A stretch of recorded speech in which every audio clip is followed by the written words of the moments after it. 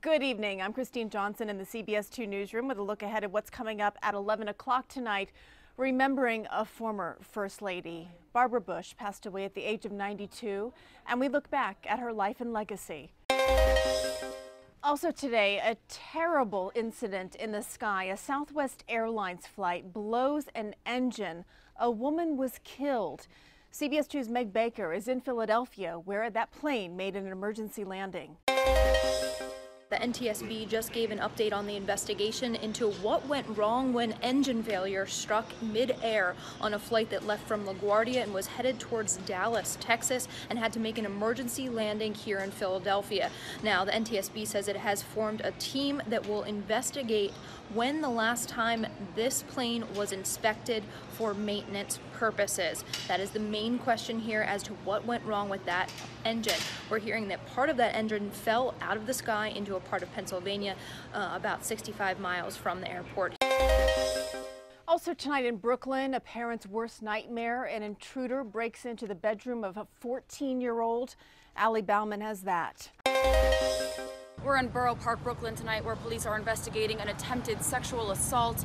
Police sources tell us around 3:30 a.m. a man climbed through the bedroom window of two young girls. And while they were sleeping, he took off his pants and crawled into bed. The crime scene unit recovered a bike as possible evidence outside the 39th Street apartment. We're told when the intruder got into bed with a 14-year-old girl, he covered her mouth. She woke up and jumped out of bed. Then her 10-year-old sister, also sleeping in the room, woke up and started screaming. Police sources say the girl's parents ran into the room as the suspect was crawling out of the window while pulling up his pants. Police are now looking through surveillance cameras, hoping to identify the suspect. And the city, no stranger to bike sharing. Now, a new proposal could actually make it easier. Valerie Castro has that. 12 companies are hoping they can be the one to bring dockless bike sharing to the city's outer boroughs. The city's Department of Transportation hopes to have a pilot program in place later this year.